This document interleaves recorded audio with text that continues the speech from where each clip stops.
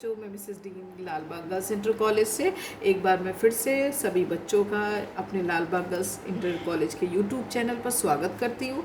और फिर से मैं क्लास 10 के बच्चों के लिए हाजिर हूँ। चैप्टर आपका ले चुकी हूँ, नंबर 2 चैप्टर है बहुपद। बहुपद के गुणांकों तथा शून्यांकों के बीच संबंध निकालना। हम उस बहुपद तो हमने बहुत सारे बताए थे, एक घात बहुपद, द्विघात बहुपद, त्रिघात बहुपद, लेकिन यहाँ पर मैं द्विघात बहुपद लेकर के आपके सामने गुणांकों तथा शून्यकों के बीच संबंध निकालना आज सिखाऊंगी। मान लो बच्चों, हमने एक स्टैंडर्ड बहुपद ले लिया f(x = ax² + bx + c), जहाँ पर x² का गुणांक है a, x का गुणांक है b और अचर पद है c। यदि इस तरीके की जब कोई आपके पास समीकरण मिलती है द्विघात की, तो हमारे शून्यक दो निकलेंगे। द्विघात समीकरण के दो शून्यक, मान लो वो शून्यक हैं अल्फा और बीटा।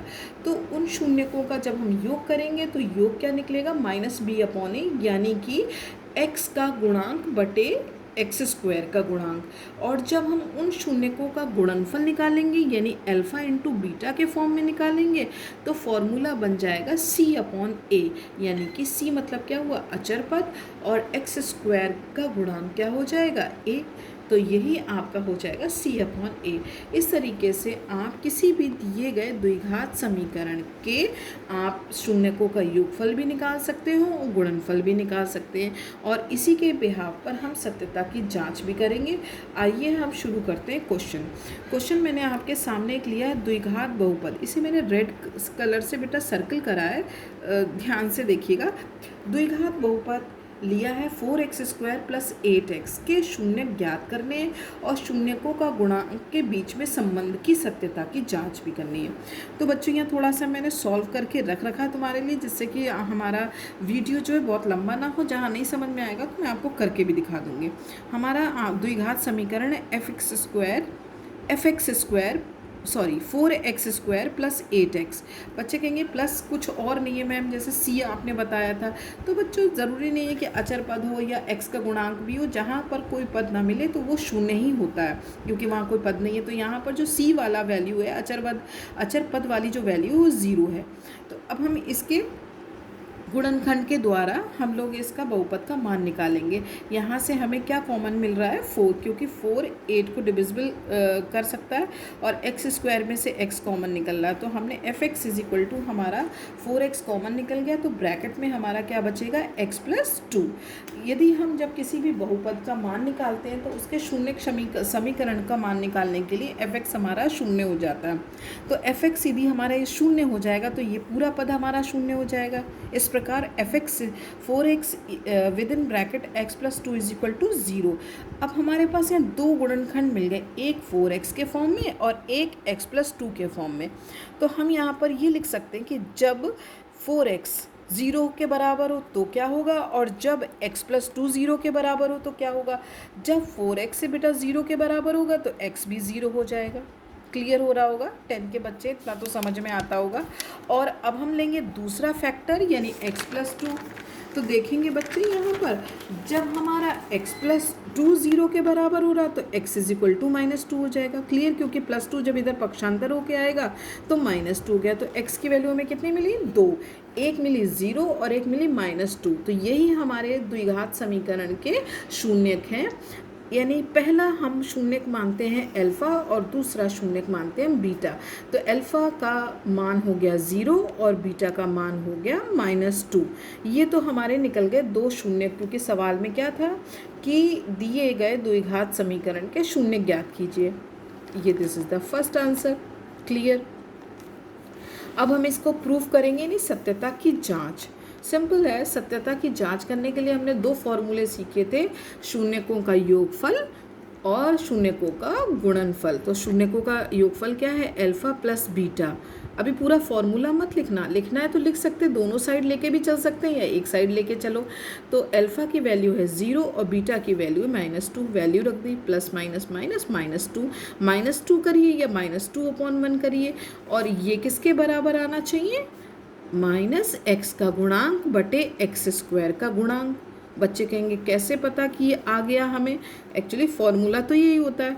तो आप इसको चाहें तो दिखा दीजिए और नहीं दिखाना है तो हमने आपके सामने यहाँ पर करके भी दिखा रहे हैं कि कैसे। देखिए ये आपका एक द्विघात समीकरण था, कंपेयर कर लो, a की वैल्यू 4 है, b की वैल्यू 8 है और c 0 है। तो शून्यकों का योगफल माइनस बी अपॉन ए, माइनस एक्स का गुणांक बटे एक्स स्क्वायर का गुणांक। एक्स का गुणांक क्या है 8 और एक्स स्क्वायर का गुणांक क्या है 4, माइनस 8 अपॉन 4 क्या आ गया माइनस 2 अपॉन 1। क्लियर। अब शून्यकों का गुणनफल क्या होता है c अपॉन ए, यानी कि अचर पद बटे एक्स स्क्वायर का गुणांक। तो अचर पद क्या है यहाँ पर तो है ही नहीं c, तो c 0 हो गया। और a क्या होता है एक्स स्क्वायर का गुणांक, और एक्स स्क्वायर का गुणांक क्या है 4, तो 4 लिख दिया। 0 को जब 4 से डिवाइड करेंगे तो 0 आएगा। तो यही देखिए आपने हमने क्या लिखा अल्फ़ा इंटू बीटा, यानी कि दोनों शून्यकों के गुणनफल इज इक्वल टू अल्फ़ा की वैल्यू 0 और बीटा की वैल्यू -2। तो 0 इंटू -2 इज इक्वल टू 0, और ये किसके बराबर आता है अचर पद अपॉन एक्स स्क्वायर का गुणांक। तो इस तरीके से हम बड़े आसानी से किसी दिए गए सवाल के बहुपद द्विघात बहुपद से हम शून्यक भी निकाल सकते हैं और उसी शून्यक के द्वारा हम लोग उसकी सत्यता की जांच भी कर सकते हैं। तो बच्चों मुझे लगता है कि आपको अच्छे से समझ में आ गया होगा, हो सकता है नहीं आया हो, कोई बात नहीं। एक सवाल और देख लो, हमने एक आपके सामने सवाल रखा F X is equal to, ये भी द्विघात समीकरण है, X square plus 7x plus 10 A X square plus B X plus C के फॉर्म में है। ठीक, अब हमने कहा इसके आप क्या निकालो शून्यक निकालो।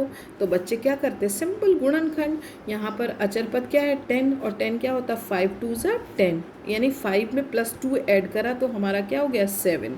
तो हम मध्य पद को जोड़ करके यानी कि 5x plus 2x plus 7 pairing कर लीजिए, ये इसका साथ पेयरिंग कर लीजिए, ये इसके साथ कर लीजिए। x कॉमन निकल रहा है, x plus 5 plus 2x plus 2 5 ज़ा 10, तो x प्लस 5 पूरे दोनों में से कॉमन निकल रहा है, x प्लस 5 कॉमन ले लिया, यहाँ पर क्या हो जाएगा x प्लस 2। तो ये आपके द्विघात समीकरण का हल आया। अब जब हम शून्यक समीकरण f(x) का मान निकालेंगे कि हल निकालेंगे तो f(x) हमारा क्या हो जाएगा 0। तो एक बार वही जब हमेशा याद रखना क्या, जब फैक्टर निकल गए गुणनखंड तो एक बार आप कह दोगे जब x plus 5 is equal to 0 तो x इज इक्वल टू क्या हो जाएगा -5। क्लियर। और फिर एक बार फिर कहोगे जब, क्योंकि इसकी कहानी ख़त्म अब दूसरे की कहानी शुरू, तो क्या कहोगे जब x plus 2 is equal to 0 है तो x इज इक्वल टू क्या हो गया -2। बड़ी आसानी से आपने पहला मूल निकाल दिया यानी शून्यक निकाल दिया, अल्फ़ा इज इक्वल टू -5 और बीटा इज इक्वल टू -2। अब हम इसको आगे डिटेल में नहीं बताएंगे क्योंकि बिल्कुल जस्ट लाइक जो पहला क्वेश्चन था बेटा वैसे ही है ये। तो जब दोनों मूल निकल गए अब हमने कहा कि सत्यता की जांच कीजिए। तो सत्यता की जांच क्या, एक बार आप ले लेंगे मूलों का योगफल यानी कि -b/a। ठीक, तो यहाँ पर आपने b/a नहीं करना है, यहाँ अल्फ़ा प्लस बीटा करना है, यानी -5 प्लस -2 इट मीन्स -5 प्लस -2 यानी -7। ठीक, यानी -7/1 कर लो। अब देखो यदि समीकरण पे चले जाओ कूद करके, x का गुणांक क्या है 7 और एक्स स्क्वायर का गुणांक क्या है 1। तो देखो बड़ी आसानी से ही देखो बच्चों कितना इजी है, देखो -7/1 आया बच्चों। अब -7 क्या था x का गुणांक और 1 किसका है गुणांक एक्स स्क्वायर का गुणांक।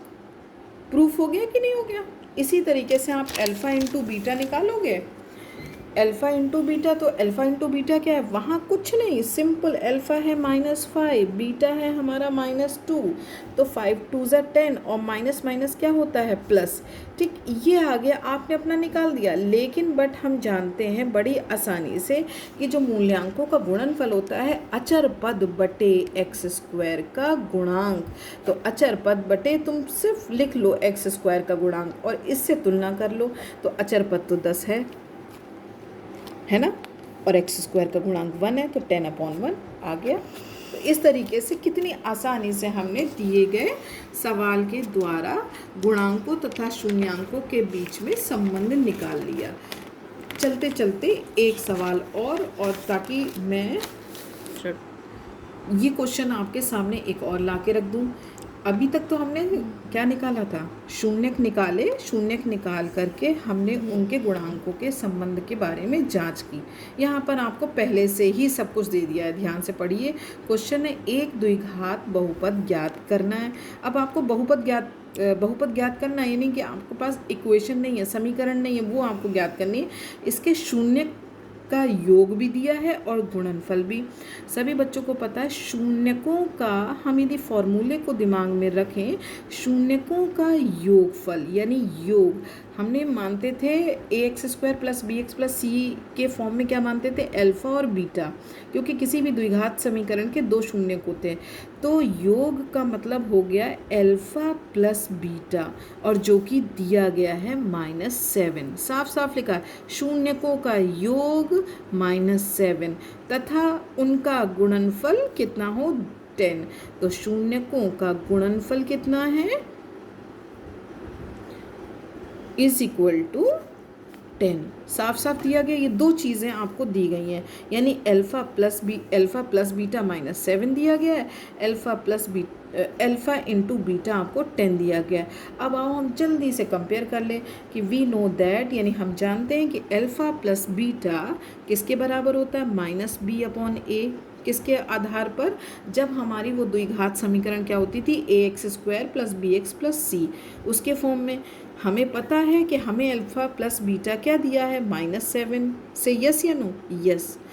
अभी ठीक है, बच्चे कहेंगे मैम यहाँ अपॉन में तो है नहीं, तो कोई बात नहीं, हम 1 लगा लेते हैं। किसी भी पूर्णांक के नीचे 1 लगा लेंगे तो उस पूर्णांक का मान भी नहीं बदलता, यानी सांप भी नहीं मरता, और लाठी तो बहुत सारी टूट जाती है। कहने का मतलब है लाठी नहीं टूटती और सांप भी मर जाता है ना बच्चों। तो -7/1।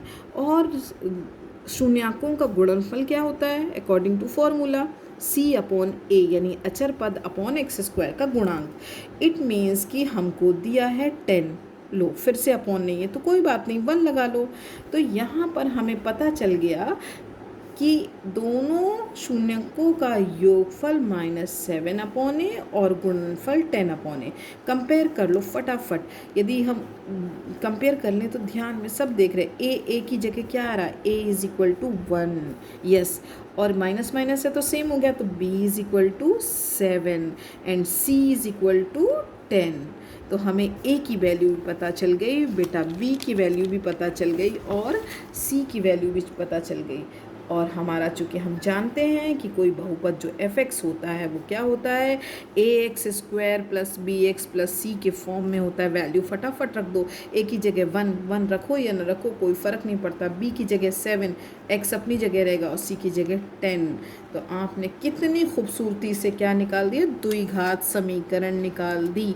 जबकि हमें क्या दिया, शून्यकों का योग दिया था और शून्यकों का गुणनफल। तो कहने का मतलब है जब हमें शून्यकों के योग और गुणनफल मिल जाए तो हम बहुत आसानी से द्विघात समीकरण निकाल सकते हैं। तो बच्चों, जहाँ तक मैं सोचती हूँ कि कोशिश की है मैंने और लगता है कि आपको अब बहुत अच्छे से समझ में आ गया होगा। तो बच्चों, इसी के साथ अलविदा। फिर कल हम मिलेंगे और अच्छे से एंजॉय करो, लेकिन साथ ही साथ ये सारा होमवर्क और क्लास वर्क जो भी मिलता जा रहा है करते जाइए। Okay, bye bye, thank you.